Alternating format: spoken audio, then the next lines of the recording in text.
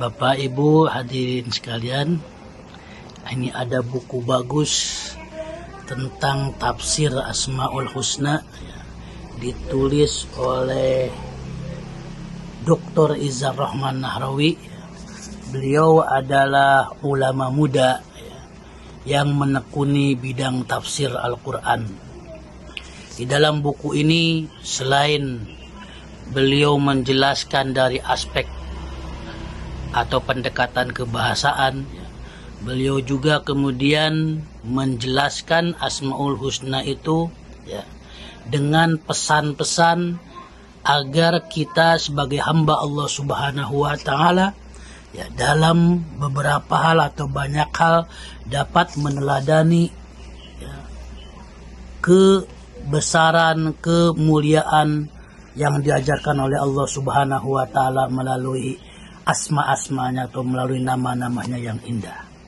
Jadi buku ini ditulis dengan bahasa yang sangat mudah dipahami dan dilengkapi dengan penafsiran Quran bil Quran, Al-Quran bil hadis wal athar, sehingga kita sebagai orang awam akan lebih mudah memahami, sehingga kita insya Allah dalam banyak hal dapat meneladani. Assalamualaikum warahmatullahi wabarakatuh.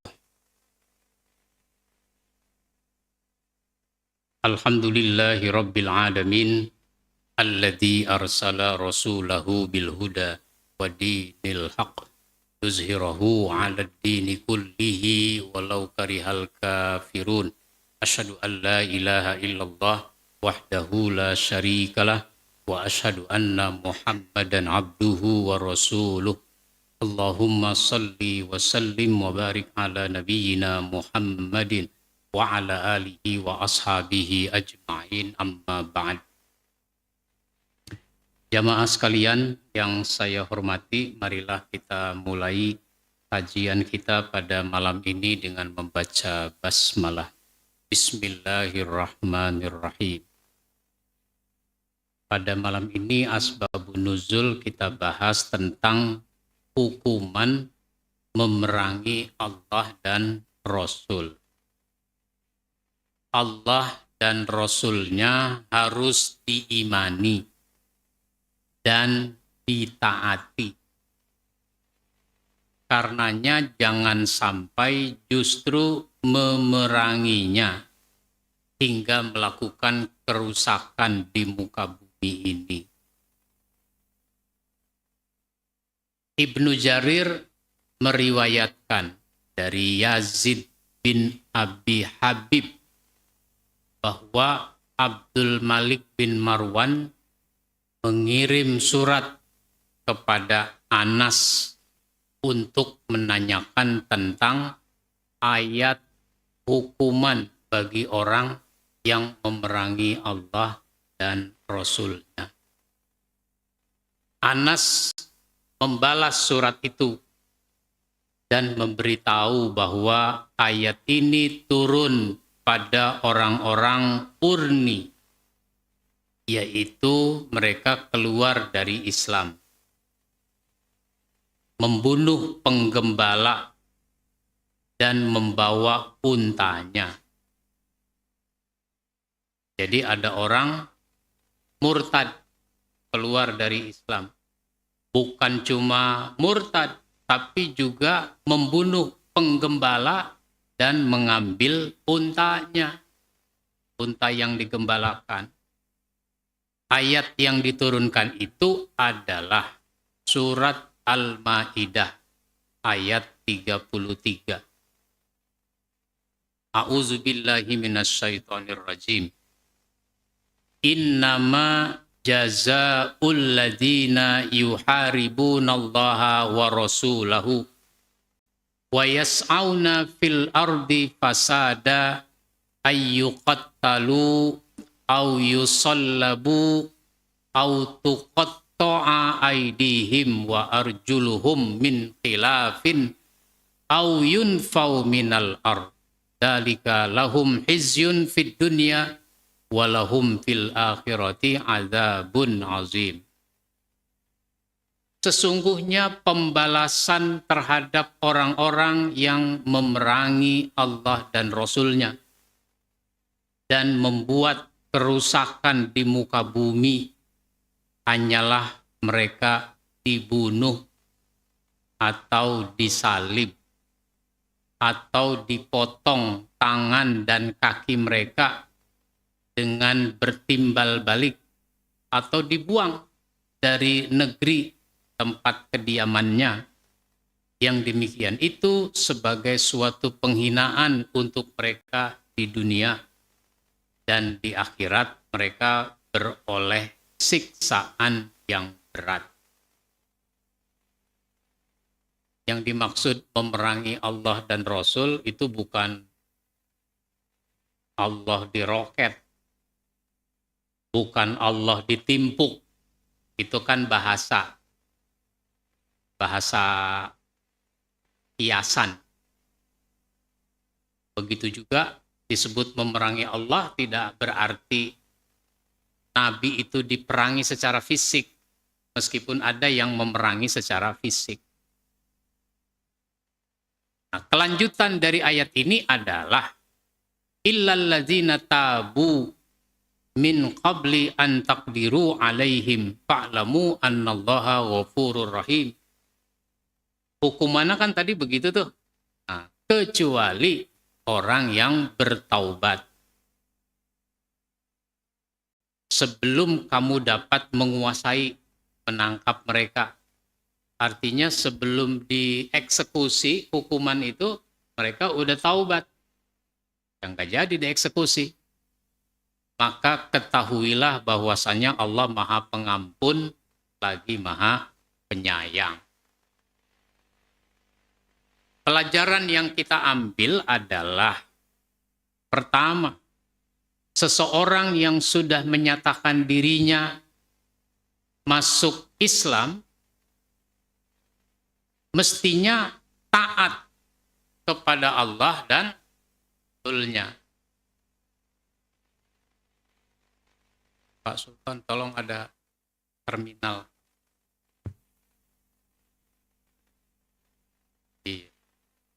Seseorang yang sudah menyatakan dirinya masuk Islam mestinya taat kepada Allah, Rasul-Nya, dan membuktikannya dengan melakukan kebaikan. Jadi siapa saja yang sudah menyatakan diri masuk Islam, ya menunjukkan komitmen dengan ketaatan. Komitmen ketaatan kepada Allah, kepada Rasul.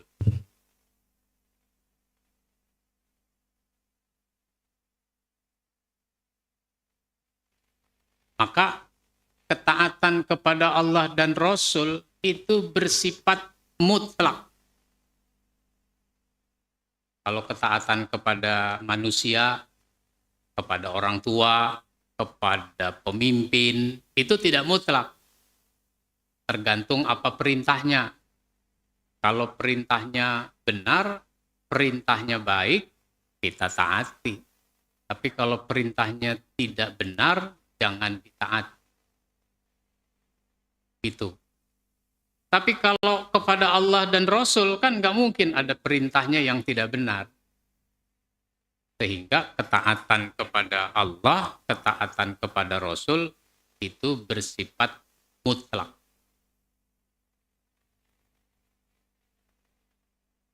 Apapun situasi dan kondisinya, orang harus menunjukkan ketaatan kepada Allah dan Rasul. Dengan apa pembuktiannya? Dengan kebaikan, dengan amal soleh. Jadi buktikan ketaatan kepada Allah dan Rasul dengan amal yang soleh, dengan segala bentuk kebaikan. Kebaikan itu pernah kita bahas, diistilahkan dengan kata ma'ruf. Ma'ruf itu artinya sesuatu yang dikenal. Semua orang sudah mengenal kebaikan. Semua orang sudah tahu kebaikan. Binatang saja tahu kebaikan. Sehingga binatang buas sekalipun ternyata tidak selalu buas seperti yang kita bayangkan. Ya, kita kan ada musibah banjir bandang. Hutan-hutan, binatang-binatang buas dari air, dari hutan, itu kan keluar. Ada buaya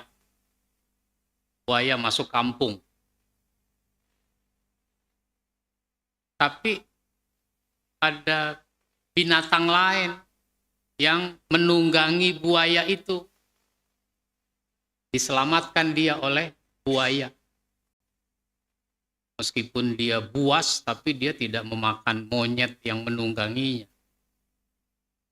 Macan keluar, gajah keluar. Itu video-video yang bisa kita lihat. Yang kedua, murtad dan melakukan kerusakan. Ini kan kadang orang bukan cuma murtad, tapi dia melakukan kerusakan di muka bumi. Seperti melakukan pembunuhan. Sudah murtad, membunuh orang. Sudah membunuh orang, itu mengambil harta, melakukan perampokan. Yaitu binatang yang digembalakan diambil. Itu namanya melakukan kerusakan di muka bumi. Melakukan kerusakan di muka bumi itu bisa kita pahami dalam dua bentuk. Dalam dua bentuk. Pertama, merusak fisik lingkungan hidup. Merusak fisik lingkungan hidup. Itulah yang sekarang terjadi akibatnya. Hutan dibabat pohon-pohonnya yang begitu besar, sehingga air hujan itu tidak ada yang menyerap. Air hujan tidak ada menyerap. Padahal di hutan itu air disimpan. Air disimpan. Nanti sedikit-sedikit air itu mengalir di dalam tanah. Makanya kita temukan di sebelah sana ada mata air gitu misalnya. Itu karena serapan dari hutan. Air hujan turun itu diterima oleh pohon-pohon. Diserap ke dalam tanah melalui akar-akar dari pohon itu. Oh, akar itu kan menjalar kemana-mana itu. Maka ketika dia dibabat habis, itu dia tidak menerima air hujan. Akhirnya air hujan langsung mengalir. Ada serapan ke dalam tanah. Belum lagi ada orang menambang batu. Di bukit-bukit, itu kan ada batu-batu besar. Yang batu-batu besar itu juga menyangga tanah. Lah batu-batunya diambil. Tanah gak disangga lagi. Akhirnya sudah jadi longsor. Itu namanya merusak lingkungan hidup. Kita membuang sampah sembarangan. Apalagi sampahnya sampah plastik. Botol plastik, kantong plastik. Serba plastik. Duit plastik ada nggak? Sehingga plastik itu terurainya lama sekali. Puluhan tahun baru terurai.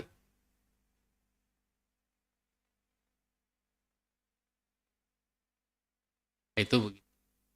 Lama, terurainya lama. Maka satu-satunya cara mestinya daur ulang. Plastik itu didaur ulang. Ternyata misalnya teknologi orang Pakistan, teknologi orang India, teknologi orang Cina, itu pandai mendaur ulang. Sehingga sesuatu yang bisa berbahaya bagi lingkungan itu didaur ulang menjadi produk baru.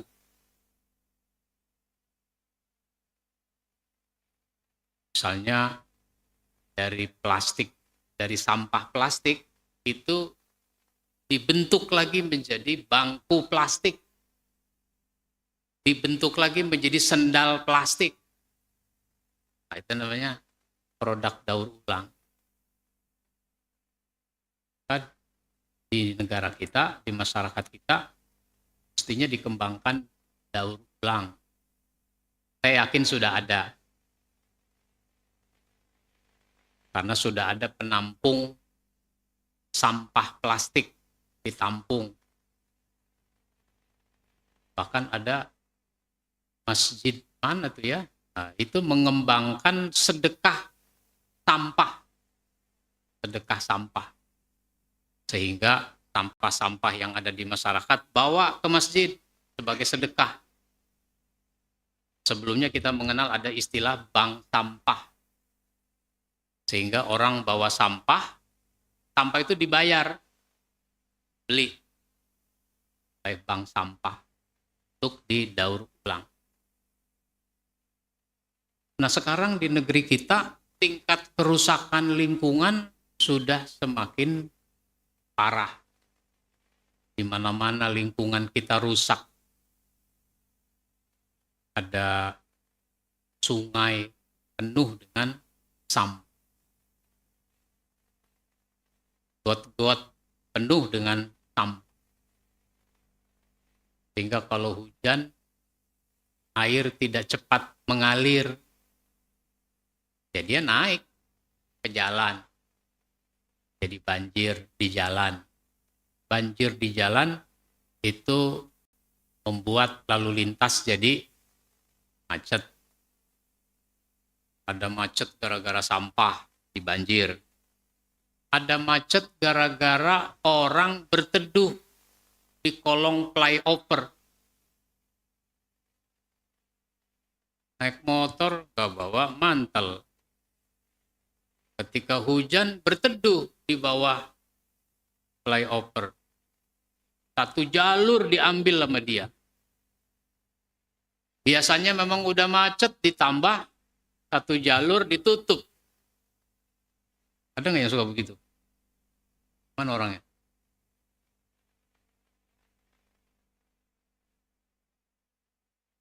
Kalau ditegur, galakan dia. Maju Pak, maju. Maju. Bapak nggak lihat ini hujan. Udah tahu musim hujan, lu kenapa kagak bawa mantel? Kenapa nggak bawa jas hujan? Akhirnya jadi ribut.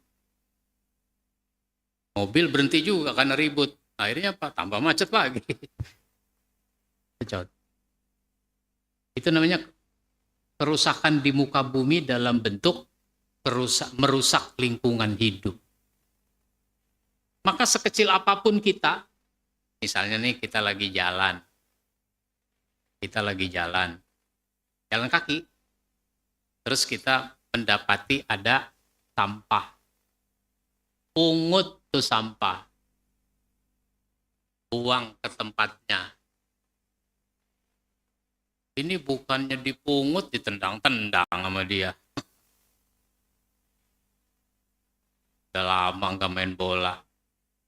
Ada botol, tendang sambil jalan. Ada juga yang begitu. Orangnya nggak datang.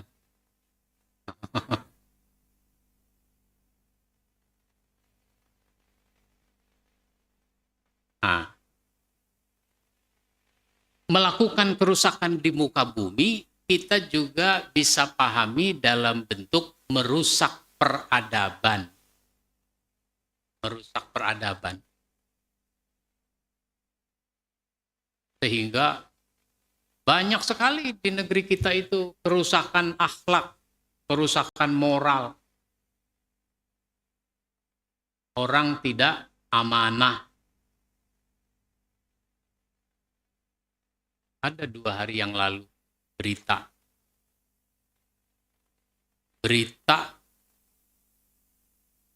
dana bansos sebesar 630 miliar 630 juta itu diambil, dirampok. Siapa pelakunya? Pelakunya pegawai kantor pos. Pegawai kantor pos di Sulawesi. Itu uang mau dibagikan, bantuan langsung tunai itu kan, mau dibagikan. Tapi pegawai kantor pos yang ngambil, dia tergiur dengan uang begitu banyak, 630 juta. Udah kerja bagus-bagus di kantor pos. Akhirnya ditangkap. Duitnya disita. Jabatannya atau pekerjaannya hilang. Dia bisa dipecat gara-gara itu. Itu namanya ordal. Orang dalam. Bukan orang luar yang ngambil, orang dalam. Itu kerusakan peradaban, merusak peradaban. Di pencurian, perampokan, pembunuhan,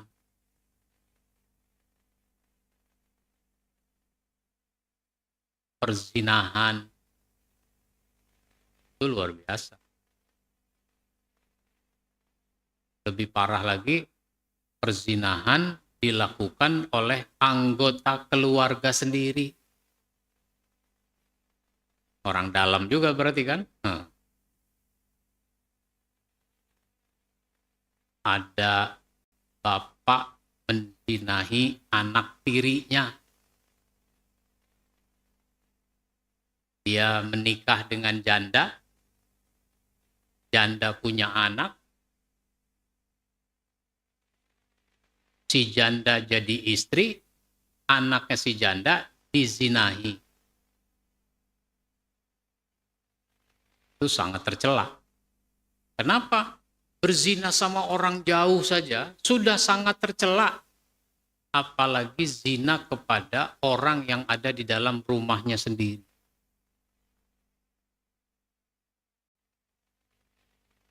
Itu namanya kerusakan di muka bumi. Ada kerusakan fisik lingkungan hidup, ada kerusakan peradaban. Kerusakan akhlak. Yang ketiga, hukuman untuk orang yang demikian adalah hukuman mati. Ini konteksnya murtad. Sudah murtad, melakukan pembunuhan, merampok harta. Kan udah double-double itu. Yang model begitu, hukumannya hukuman mati. Atau disalib. Atau dipotong tangan dan kakinya secara bersilang. Potong tangan kirinya. Dipotong kaki kanannya. Itu namanya bersilang. Dipotong atau dipotong tangan kanannya, dipotong kaki kirinya. Secara bersilang. Atau diasingkan keluar dari daerahnya, diusir. Ini merupakan bentuk penghinaan di dunia kepada orang itu. Nah, di akhirat ada lagi azabnya bila dia tidak bertaubat. Kalau taubat, illal ladzina tabu, kecuali orang yang taubat.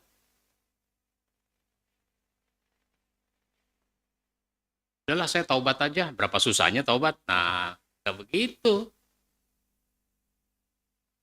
Taubat itu tidak boleh main-main. Taubat yang sesungguhnya. Taubat yang sesungguhnya itu, satu, dia mesti tahu, ngerti bahwa dia salah.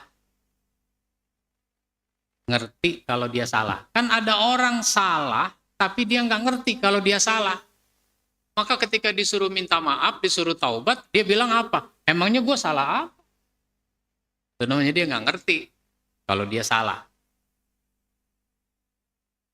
Yang kedua, sesudah ngerti bahwa dia salah, dia menyesali kesalahan itu. Menyesal atas kesalahan itu, bukan cengengesan. Sesudah dia menyesali kesalahan itu, dia bertekad untuk tidak mengulangi lagi. Bertekad untuk tidak mengulangi lagi. Bukan sekedar janji-janji kosong. Ya dah, saya nggak begitu lagi. Padahal dalam hatinya dia sudah punya niat untuk melakukan yang lebih kejam dari itu.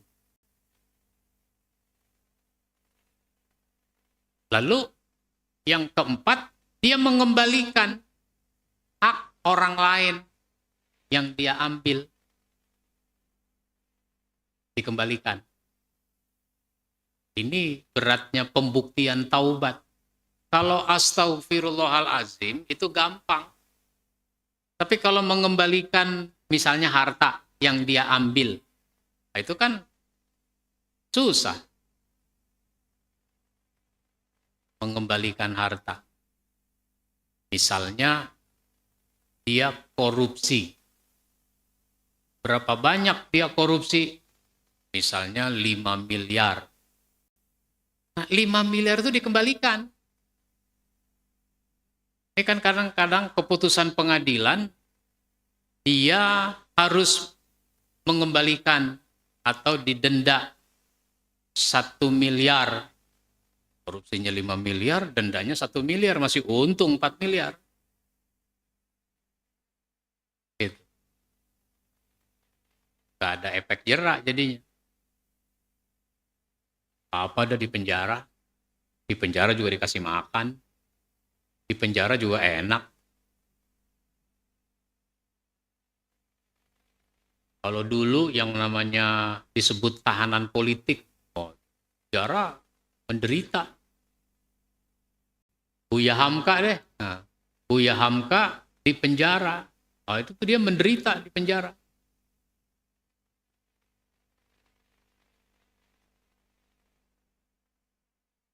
Sampai seorang sipir melihat Buya Hamka disiksa seperti itu, dia nggak tega. Cuma dia nggak bisa berbuat apa-apa.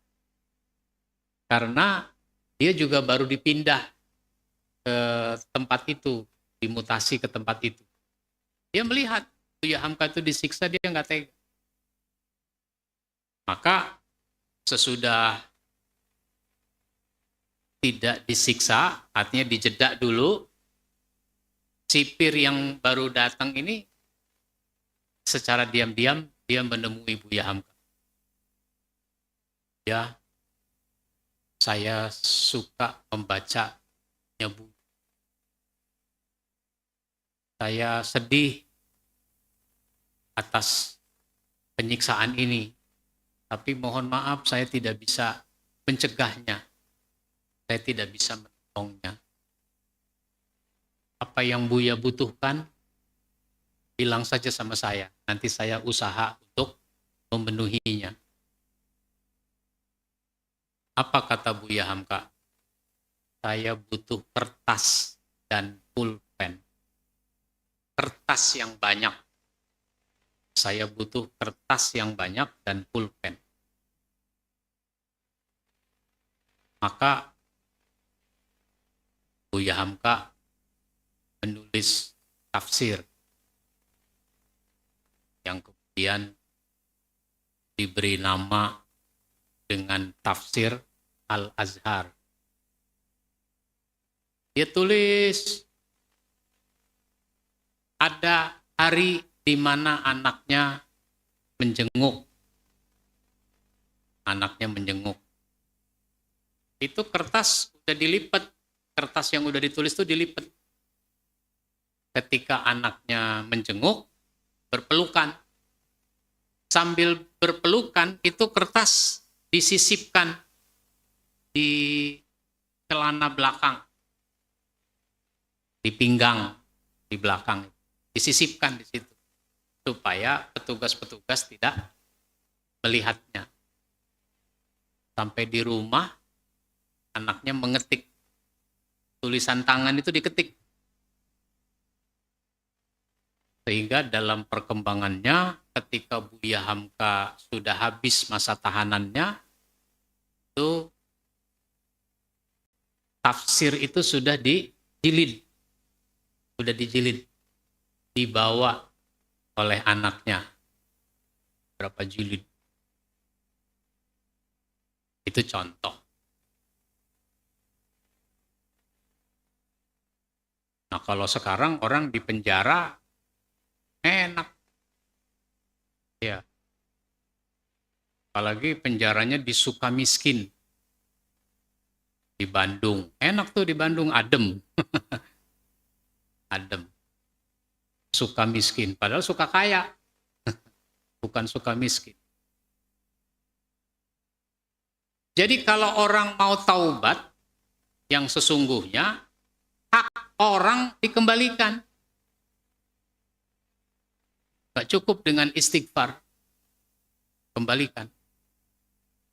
Misalnya, contoh lain, kalau tadi kan korupsi. Kalau kita kan gak korupsi. Tapi bisa jadi kita ngambil barang orang di toko atau di kantin, makan bakwan 3, ngakunya 1. Itu 2 yang belum dibayar.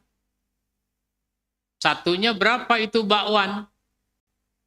2.500. Ah, itu mesti dibayar tuh 5.000. Harus didatangi itu. Bapak atau ibu kantin itu.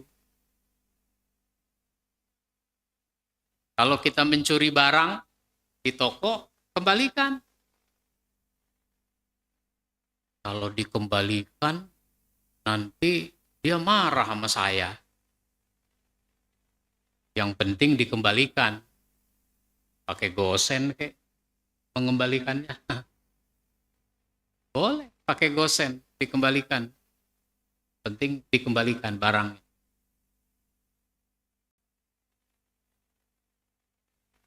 Sekedar taubat, barang yang dicuri nggak dikembalikan. Wah, nggak bisa begitu. Disitulah beratnya dosa mencuri, dosa mengambil milik orang lain, dosa mengambil hak. Apalagi orangnya udah mati, nah itu yang tambah repot. Sementara haknya belum kita berikan. Meskipun dalam masalah keluarga, seperti warisan misalnya. Warisan dikuasai. Anggota keluarga yang lain nggak dapet. Oh, sementara dia udah mati, repot. Nah, itu baru di dunia. Nah, nanti di akhirat azabnya lebih besar lagi. Baik, ada pertanyaan? Silakan yang mau bertanya.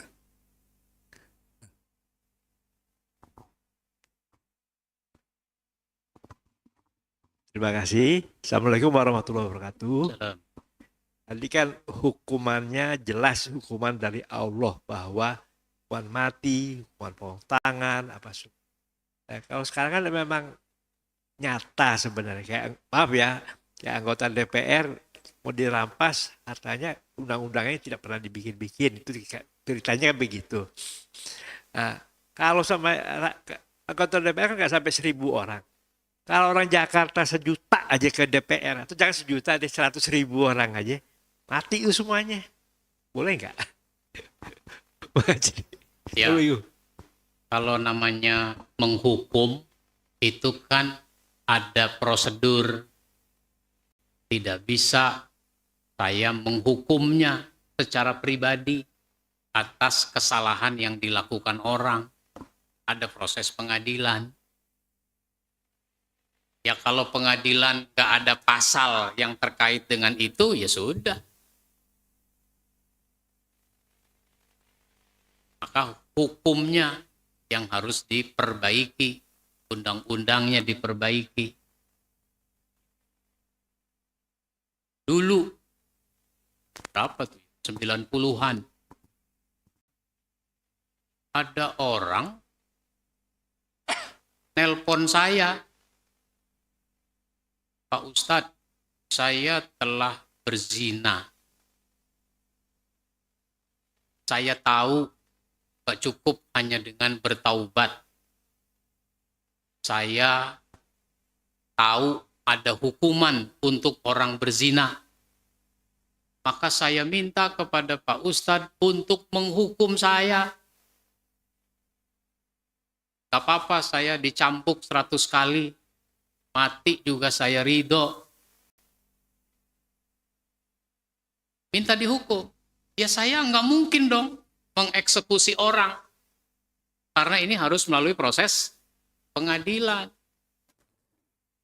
Sekalipun saya laksanakan eksekusi, misalnya dia mati, ya besoknya ada berita di pos kota. Seorang ustadz menganiaya jamaahnya sampai mati, kan gitu. Itu contohnya. Jadi tetap ada prosedur. Maka orang salah dihukum secara langsung oleh masyarakat yang disebut main hakim sendiri. Ada rame-rame. Itu nggak boleh. Hakim juga tidak mengeksekusi. Hakim cuma memvonis. Yang mengeksekusi siapa? Ada lagi petugasnya. Nah, kira-kira begitu. Ya, ada lagi.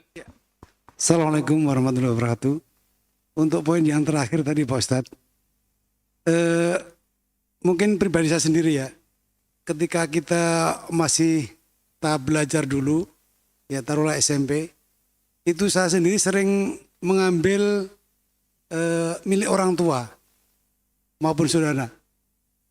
Nah setelah kepikiran ke sini, kita membalikan itu harus lapor ke siapa Pak Ustadz? Ngambil apa tadi? Yang ngambil harta lah, taruh. Harta orang tua. Orang tua maupun saudara. Ah. Itu kita agar di benak pikiran saya hilang, itu kita cara mengembalikan itu bagaimana Pak Ustadz? Ya. Mungkin itu aja Pak Ustadz. Assalamualaikum warahmatullahi wabarakatuh. Ya kalau kepada orang tua mah kita balas kebaikannya dengan kita berbagi. Kita berbagi. Meskipun orang tua tidak minta. Terus kita husnuzon, kita baik sangka bahwa orang tua kita itu memaafkan kesalahan kita. Minta diikhlaskan dan seterusnya. Ya artinya sebelum dia meninggal kita sudah yakin bahwa dia sudah memaafkan kita, mengikhlaskan kita. Apalagi udah sekian lebaran kan gitu. Nah, itu kalau kepada keluarga. Tapi kalau kepada orang lain, kita harus kembalikan mestinya. Ketika hukum sudah berlaku pada kita. Kan ada saat hukum belum berlaku kepada kita. Kenapa? Karena kita masih kecil. Masih SD. Kalau masih SD, makan di kantin bakwan 3 ngaku 1, ya bagaimana itu? Itu masih SD. Tapi kalau udah SMA, udah balik. Udah berlaku ketentuan hukum. Anak SD nggak sholat, meninggalkan sholat, dia tidak berdosa. Tapi kalau anak SMP, anak SMA, dia meninggalkan sholat, dia berdosa. Maka tutupi keburukan dengan kebaikan. Tambel. Keburukan kita tuh seperti bolong-bolong, tambel dengan kebaikan. Namun kalau kita ingat ada hak orang lain yang kita ambil, yang belum kita tunaikan, tunaikan. Gak dianggap selesai begitu saja. Begitu, Pak. Ustaz, saya mau nanya, kita kan misalkan orang usaha itu kan kadang-kadang punya sangkutan ke orang lain yang mungkin dengan vendor dan lain sebagainya gitu. Nah kadang-kadang nilainya itu kita nggak lupa gitu, misalnya udah terlalu lama gitu.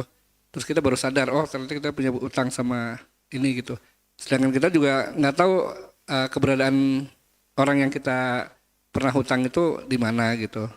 Satu, kira-kira cara membalikannya seperti apa gitu. Yang kedua, kita sebagai orang masjid gitu, mungkin saya termasuk ini pribadi saya gitu ya. Saya di sini kan udah hampir 30 tahunan gitu. Saya dulu pernah megang uang segala macam gitu. Mungkin kadang-kadang tercampur dengan uang pribadi gitu segala macam gitu. Saya kadang-kadang merasa ada kegelisahan gitu. Takutnya ada uang jamaah atau uang masjid yang termakan oleh saya dan keluarga saya gitu. Nah itu gimana itu menyiasatinya, misalkan apakah cukup dengan mungkin kita infak secara rutin di masjid ini itu sebagai pengembalian atau gimana? Nah, Iya. Kalau kita ada transaksi pada orang lain, cuma kita lupa. Contoh begini, ada orang ngambil buku kepada saya. Karena saya jual buku, dia ngambil buku pada saya. Untuk di kantornya. Jadi ada kegiatan itu pesertanya dibagikan buku, bukunya diambil dari saya. Kan berarti uangnya ada tuh dari kantor, bukan jualan, bukan. Kemudian dia bayar, tapi belum semuanya. Saya udah lupa berapa banyak dia ngambil buku, kemudian berapa dulu dia bayar, saya lupa, nggak dicatat memang. Belum lama, berapa hari yang lalu, dia WA ke saya. Bahwa dia pernah ngambil buku, mohon maaf, waktu itu uangnya kepake. Jadi bagaimana ini Pak Ustadz? Saya juga nggak ada catatannya. Terus, ya sudah kalau begitu terserah antum aja. Antum mau kalau antum merasa belum lunas, terserah antum mau berapa melunasi. Itu aja saya bilang. Umpama nih nilainya 1 juta misalnya. Dia terus melunasinya 500.000, ya sudah saya terima aja. Dianggap selesai. Utang itu boleh diikhlaskan. Nah terus, kalau contohnya ini, ada kemungkinan uang masjid nyampur di urusan pribadi sehingga kepake. Ya, itu kan boleh saja menginfakkan harta ke masjid sebagai kompensasi kalau ada yang terpakai. Berapa-berapanya nggak tahu. Dia minta diikhlaskan oleh pengurus masjid. Hikmah dari pertanyaan ini adalah betapa pentingnya administrasi. Betapa penting administrasi. Sehingga dicatat pemasukan, pengeluaran, penggunaan uang dari masjid itu dicatat. Lalu kalau transaksi tidak tunai antar personal itu dicatat.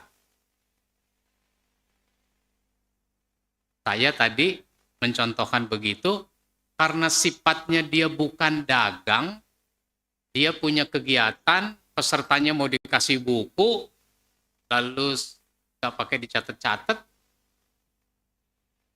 nggak taunya dia pakai duitnya. Nah, ya sudah. Maka hikmahnya harus dicatat. Dicatat saja kadang-kadang orang tidak bayar, apalagi tidak catat. Begitu, Pak. Siapa lagi yang mau tanya?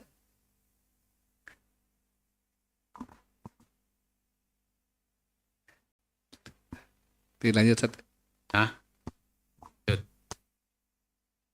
oleh karenanya dari cerita dan ayat ini menjadi orang yang muslim, masuk Islam, menjadi muslim, itu harus menguatkan komitmen keislaman. Kuatkan komitmen keislaman.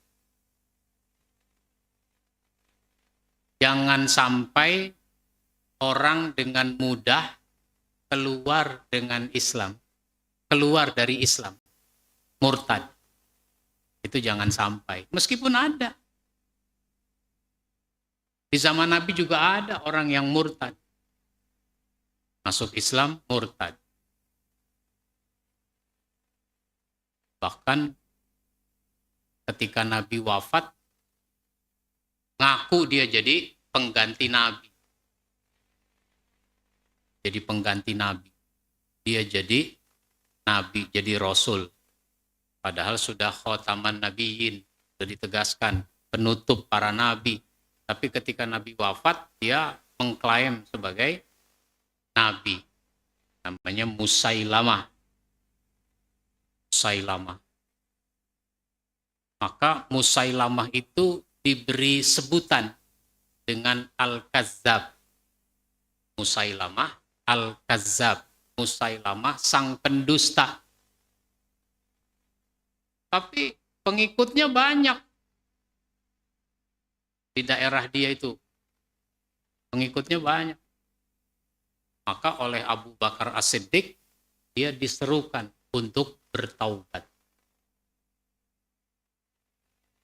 Disuruh bertaubat, bukannya bertaubat, malah semakin melakukan konsolidasi. Makin banyak anak buahnya. Ya terpaksa Abu Bakar mengirim pasukan perang. Diperangi Musailamah Al-Kazzab.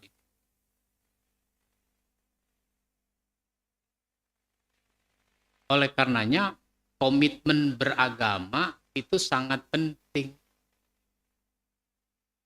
Sekarang kan banyak kejadian-kejadian di mana orang tidak punya komitmen beragama. Dengan mudah dia keluar dari Islam. Kadang-kadang karena perkara perkawinan, pernikahan. Kan di dalam Islam tidak boleh orang Islam menikah dengan non-Muslim. Tidak boleh. Sehingga nikahnya tidak sah. Tapi dia tidak peduli dengan itu. Kenapa? Cinta di atas segalanya. Sampai dia mati, dianya Islam, istrinya misalnya Kristen. anaknya dibagi dua. Repot kalau anaknya cuma satu. Bagaimana mau dibagi dua? Jadi anaknya dua misalnya, yang satu Islam, satu Kristen. Yang nggak bisa. Itu namanya tidak punya prinsip. Tidak punya prinsip dalam beragama. Sehingga saya pernah diminta ceramah dalam takziah. Dalam takziah. Saya datang diminta ceramah. Pas udah nyampe, dibisiki. Pak Ustadz yang meninggal namanya ini, agamanya Islam. Tapi istrinya, anaknya Kristen. Yang mau diceramain siapa ini? Begitu. Baik, insya Allah kita sambung pada kesempatan berikutnya. Mudah-mudahan bermanfaat dan mohon maaf bila ada hal yang kurang. Baik, taufiq wal hidayah. Wassalamualaikum warahmatullahi wabarakatuh.